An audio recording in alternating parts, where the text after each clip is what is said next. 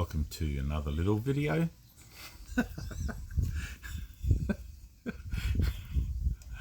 It's funny.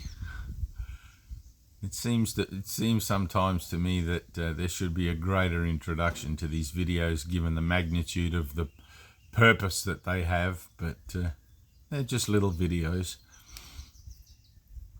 and I guess that's good too. But it's funny. I watch. What is that one with the lion, MGM, and the lion? Rah, rah, and it makes you pay attention as if something's about to happen. There's a lion. And I don't have a lion. I've just... I don't even know what I have. I have welcome to another little video. Anyway, to get on with this little video, I wanted to talk about teaching and encourage those of you who have been perhaps studying and talking about and listening to lectures and whatever about this path, to get out there and start teaching somehow. And when you're ready to, the opportunities will be presented, but you have to kind of acknowledge to the universe that yes, I'm ready, and then look out, because as you teach, you learn. And the point of this little video is about that learning. And I just wanted to address, wasn't really a question, it was sort of in the midst of a discussion I was having with somebody yesterday, and I didn't answer. Something in my mind just went blank, and I thought, I don't really have an answer for that, I'll just let it go. I knew I did have an answer, but it wasn't there at the time. And often when you step back from something and just release it, then at some point, and it's usually at 3 o'clock a.m. in the morning, be like a little light bulb will come on and be like, got it.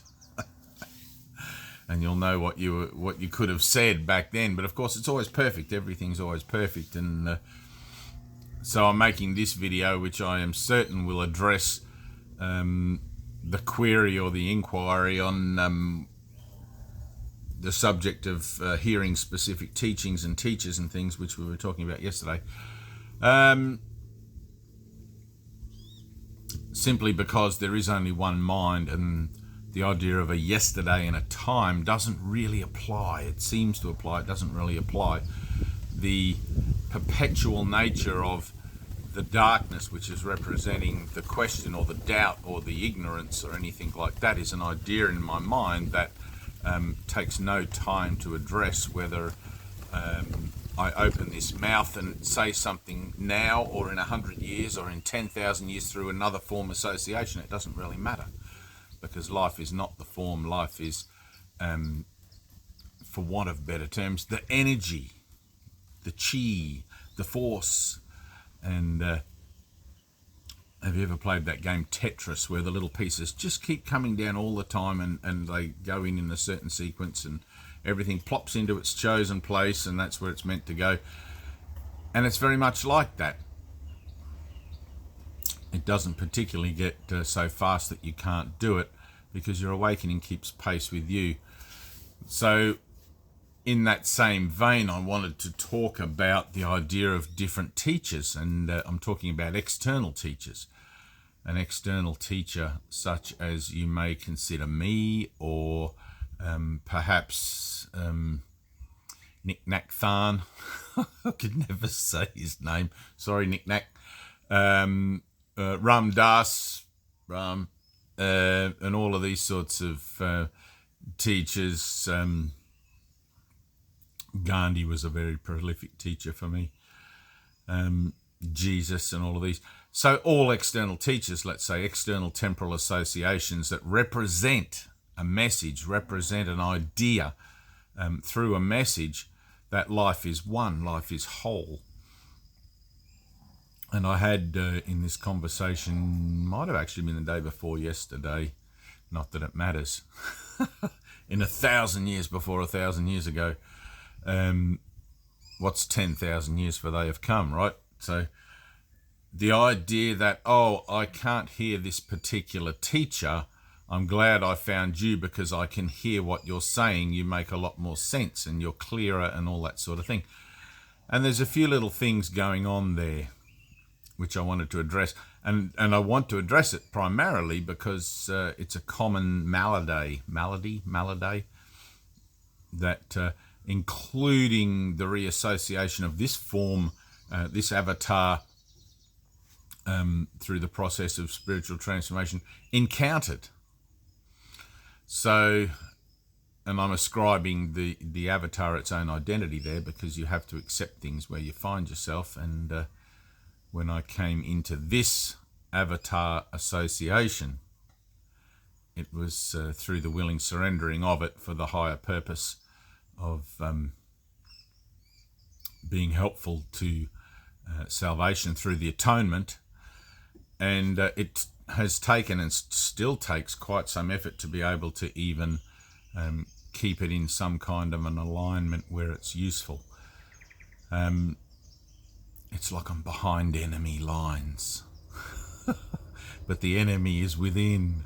It gets tricky, right? So the idea then that I can hear a teacher, one better than another perhaps, there's a few little things going on there. One of them is that perhaps, and you can only know this for yourself because can only know yourself, right? But one of these is that perhaps you're early to the lesson, right? It's not a mistake you're hearing it, but perhaps you're early to it in that it's not useful to you as such as yet, other than that it may become useful to you down the track without your even knowing, and you'll be walking along one day having a situation being confronting, and all of a sudden it'll pop in and then it'll make perfect sense to you. It's not that you can't hear that teacher at that time.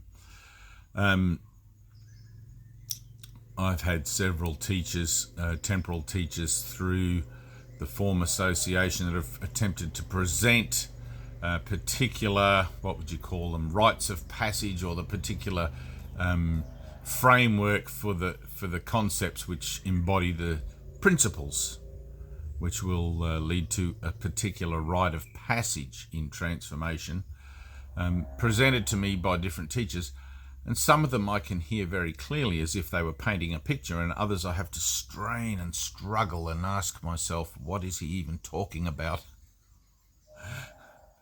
But again, the thing that I'm remembering is that God speaks through everyone and everything.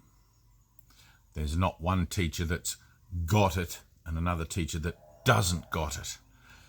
It's like it's only myself that is choosing to hear a particular part of the message or a particular way of hearing the message through one particular teacher or another.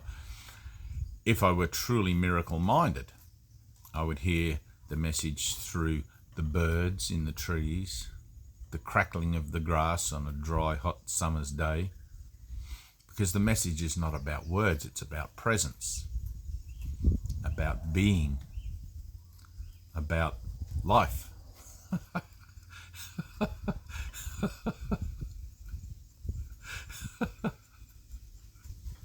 And if you're hearing this message, I'm very grateful for that laughter. The laughter is, of course, the symbolic representation of having heard the message, delivered it and received it back. You cannot not laugh when the message resonates with the truth of yourself, and you connect with it in the form as above so below, bringing heaven unto earth in a particular way. So whether you're studying under a Hindu, and I'm only talking about the physical teacher, eventually the necessity for all physical teachers must fall away and you become your own light. Not that you aren't that already, but you become it as in you walk that path within yourself, within your own presence of self, so completely and so strongly, keeping an open mind for change always, that you have transcended the need for external validation And that is, of course, what an external teacher represents, the necessity to be validated as you go through the learning process. You need that framework and that sense of support and comfort that you're actually headed in the right direction, because when you begin transformation, unlike any other kind of direction that you've ever perhaps taken in life to achieve something, there isn't any. It's a journey without distance in the space of an instant of reality. And I borrowed that from the first dear one, master teacher Charles Anderson. And a very beautiful form of association. Also now, g'day Charles, watching from on high. So the idea then that life speaks to me through all things living is a true one. And the actual practice or the application of the principles, the practice of the application of the principles, is nothing more than learning how to listen. Nothing more than learning what it is that I'm hearing or listening for. Right? Now, the external will eventually drop away, because the external is a symbolic representation of what's going on in the mind, in a form association that you can hopefully focus on, tune into, and see what it is representing symbolically, simply because you have already given it a meaning, even though it actually doesn't have one. Right? And the process of removing blocks, removing obstacles, is simply choosing again where that meaning has been concerned that you've given, and choosing, I don't know what the meaning of this is. I'm going to let go of my meaning so that truth or love, life, can write its meaning in its place. And that is the discipline. That's the discipline, and that's the practice, and that's the application. That's the undoing of the mind, the undoing of the way that things go. And at a certain point in the undoing, you'll begin to realize that your mind does it by itself. You'll be walking along, and it's not that you'll realize your mind is consciously revoking meaning, but instead refusing to participate or engage with the meaning already given, and allowing for an emptiness or an open space wherein the listening or the hearing or the feeling of the true meaning of what you behold is able to be presented to you.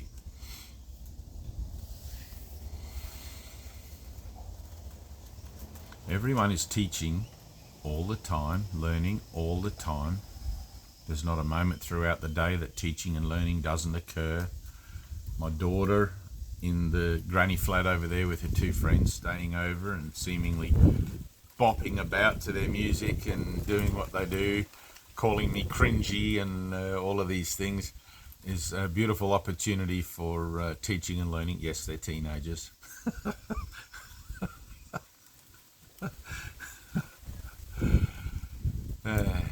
Everything's teaching and learning. So in the recognition and the acceptance of that fact that everything is teaching and learning, there's no one from whom I cannot learn, and no one whom I cannot teach, and so also come to learn conjointly in that relationship, and come out of that relationship further ahead mutually than where it began. Of course, you have to have a true purpose for the relationship. You have to give your relationship an actual meaning for being in place in the first place. Just to come together to procreate and make a house and work and die, it's kind of pointless. So but to come together to further each other's efforts and to support each other through those efforts in improving the record of the soul, that's something that's on a whole nother level, but yet something that can be so easily proven through being your own witness to the change in the nature of your conscious association with yourself every time you have a shift in consciousness that represents the willingness that you have had to leave that space open and not realign or not bring yourself back to the meaning that you had previously given it, but instead allowing the Spirit to write in place there what actually is happening or what is going on, and to show you what life actually is. God speaks all the time, including this video, and learning and accepting that I am that is the whole lesson, is the entire lesson. I'm God, reminding myself that I'm God.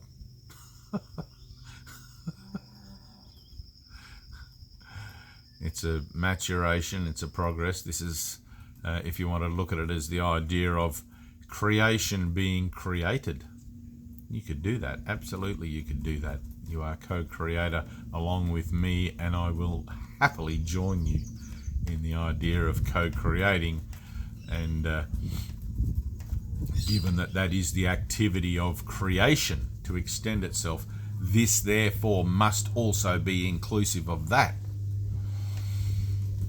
There is nothing else. The idea of eternity means that there is no time.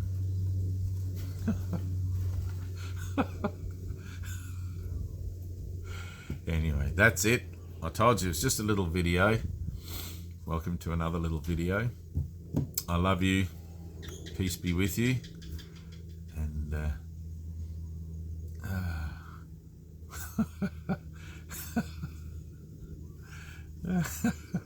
be still, breathe, and feel.